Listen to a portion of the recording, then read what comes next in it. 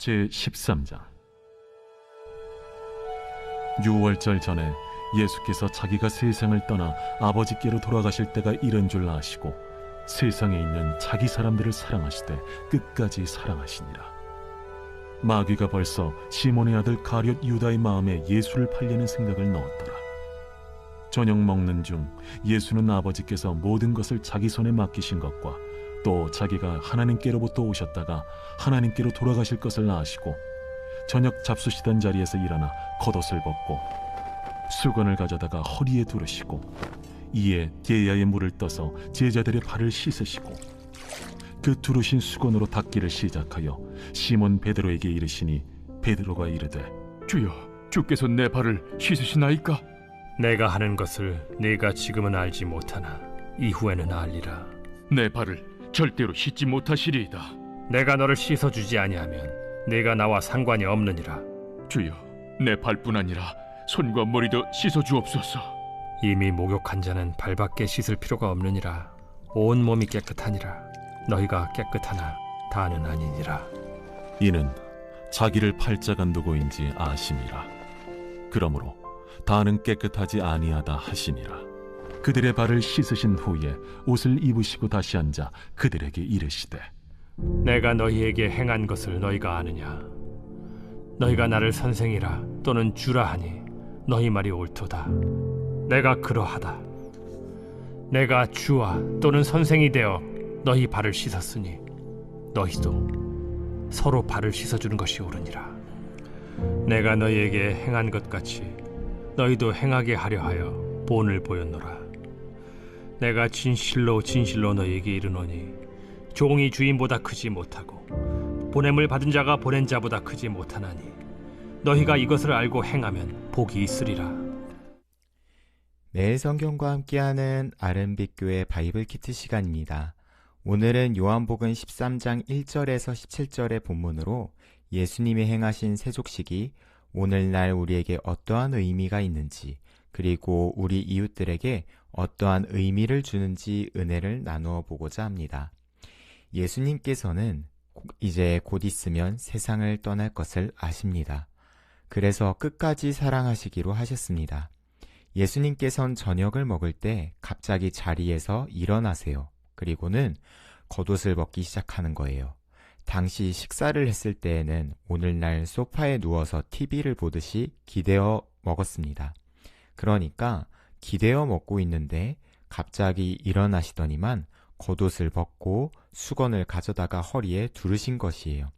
이 모습은 우리에게는 와닿지 않으나 굉장히 쇼킹한 모습입니다. 예컨대 어떤 목사님께서 가정을 신방하시며 함께 밥을 먹고 있었어요. 그리고는 화장실에 잠시 다녀오시겠대요. 다녀오셨는데 여기저기 오물이 묻어있는 배관공의 옷을 입더니만 집에 오랫동안 문제였던 배수구 문제를 해결하시겠다고 한다면 얼마나 황당할까요? 당시 시대상과 맞지 않아 많이 부족한 예화이지만은 절대로 배관 일을 하시는 분을 비하하려는 의도도 없습니다만 포인트는 쇼킹하다라는 것이에요. 겉옷을 벗고 수건을 가져다가 허리에 두르신다는 것은 천것들이나 했던 모습으로 오신 것이기 때문이었습니다. 어느 정도로 천했냐면은 유대인들이나 이방인들에게 천대받고 더럽다고 안 하는 모든 잡일을 도맡아 할 정도로 천한 신분의 모습이 바로 예수님께서 하셨던 모습이었습니다. 그 상태에서 한술 더 떠 발을 씻으시겠다고 하십니다. 발을 씻으신다는 것은 유대인 노예에게도 요구하지 못할 행동이었어요. 이방인들 노예 정도는 되어야지 요구할 수 있었던 내용이었습니다. 당시에 이런 일도 있었다고 합니다. 한 랍비가 있었어요. 회당에서 돌아왔습니다. 그런데 이 랍비의 어머니께서 자기 아들의 발을 씻기기를 원하셨어요. 자녀는 어머니의 품위를 떨어뜨릴 수 없다면서 만류했고 어머니는 왜 내 아들의 발을 씻겨주는 그러한 일을 하지 못하냐며 랍비 법정에 소송을 걸었어요. 이 정도로 발을 씻겨준다는 행동은 당시 문화에서는 천것들이나 하는 행동이었습니다. 그러나 예수님께서는 제자들의 발을 다 씻기십니다. 그들의 표정은 어쩔 줄 몰라 하지 않았을까요? 계속 기대어 있기도 애매하고 어떻게 앉아야 하나 안절부절 못했을 것 같습니다. 그 와중에 베드로는 왜 자신의 발을 씻기냐고 물어보고 있습니다. 다 씻으셨어요? 옷도 입으셨습니다. 그리고 하시는 말씀, 내가 너희에게 행한 것 같이 너희도 행하게 하려 하여 본을 보였노라. 계급제 사회에서는 내가 하기 싫은 일을 천한 노예들에게 넘길 수 있었습니다. 같은 하나님의 형상입니다. 그런데 내가 할 귀찮은 일들, 천한 일들을 거부할 수 있었어요. 그렇게 사람 본연의 교만이 드러나게 되는 거죠. 그런데 예수님께서는 제자들에게 요구하시는 것이 계급제도에서 필연적으로 드러나는 교만을 정면에서 거부해라. 어떻게? 겸손과 사랑을 통해서. 14절, 내가 너희들의 주인이고 선생님이자니 내가 너희들의 발을 씻겼던 것처럼 너희도 서로 그렇게 해라. 그러려고 내가 본을 보인 거란다. 본문을 묵상하며 단어 하나가 머릿속에 휙 스쳐 지나갔습니다. 불쾌한 사랑. 사랑인데 불쾌해요. 제자들이 과연 발 씻김을 받았을 때 그 마음이 편하고 유쾌했을까요? 아닐걸요. 자신의 선생님에게 상식이 뒤엎어지고 계급제하에 자연스럽게 누렸던 것들에 대해 정면으로 의문을 제기하는 행동이었습니다. 그리고 이제는 내가 그것을 내 옆에 있는 형제들에게 그대로 행하라고 하십니다.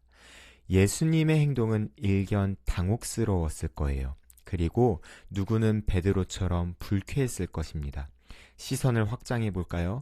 다른 누군가가 제자들이 서로 발을 씻겨주는 것을 봤을 때 그것을 보는 사람에게도 불편함을 주었을 것이에요. 내 마음에 쟤네는 뭐하는 애들이야? 이러한 생각이 있을지도 모르겠습니다. 자신이 당연하게 숨쉬며 살아가는 사회에서 흔히 말하는 이단화가 발생한 것이에요. 잘 묵상해 보면 예수님의 십자가 사랑은 우리의 상식을 뛰어넘는 것이었습니다. 우리의 죄성 바깥에서 쳐들어와 우리를 단숨에 건지시는 류의 것이었습니다.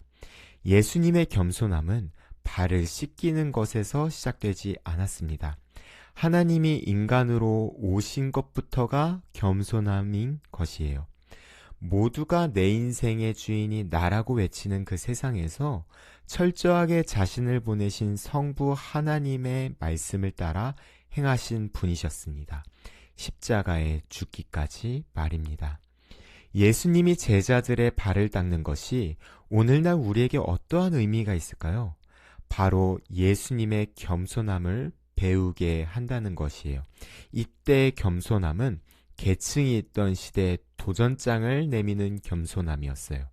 세상에서의 사랑은 어디까지나 나를 지키는 수준에서의 사랑입니다. 적당히를 요구해요. 그러나 예수님의 사랑은 나를 내어놓는 수준에서의 사랑입니다. 그러므로 그리스도의 사랑은 매번 충격적일 수는 없지만 결정적인 때의 충격적인 사랑이에요. 결정적인 때에 우리에게 예수 그리스도의 십자가 사랑을 기억하게 하는 사랑이자 겸손입니다. 그런가 하면 세상을 향해 대항하며 질문을 던지는 사랑이라고도 볼 수 있습니다. 사람에게 불쾌함은 곱씹게 만듭니다. 그리고 의문을 던지게 만듭니다. 한 눈만 있는 사람들의 사회에서 양 눈이 있는 사람들은 주목을 받습니다. 우월성을 말하는 것이 아닙니다. 하나님께서 우리를 한눈에서 양눈 있는 사람들로 회복시켜 주셨습니다. 그리고 그리스도인의 품위에 대해 말씀하시고 그리스도인의 사랑에 대해 말씀하십니다. 우리의 존재와 섬김은 죄로 망가진 세상에서 당혹감, 때로는 불쾌감으로 다가옵니다. 그리고는 곱씹게 만들어요. 도대체 저 사람들 뭐 하는 사람이지? 말씀으로 마무리하고자 합니다. 요한일서 4장 11절에서 12절 말씀입니다. 사랑하는 자들아, 하나님이 이같이 우리를 사랑하셨은즉 우리도 서로 사랑하는 것이 마땅하도다. 어느 때나 하나님을 본 사람이 없으되 만일 우리가 서로 사랑하면 하나님이 우리 안에 거하시고 그의 사랑이 우리 안에 온전히 이루어지느니라. 아멘. 사랑을 통해 그 열매는 드러납니다. 이 사랑은 예수 그리스도를 드러냅니다. 예수님께서 행하신 세족식의 겸손은 우리의 본이요 세상에 던지는 질문입니다. 오늘 하루 우리의 섬김과 헌신의 자리에서 우리의 존재가 질문이 되기를 빕니다. 기도하겠습니다. 우리에게 먼저 찾아와 주시고 우리의 아픈 상처를 치료하시고 손수 우리 마음의 발을 씻기신 하나님을 찬양합니다. 죄악 가득한 세상 가운데 우리는 예수님의 제자가 되었습니다.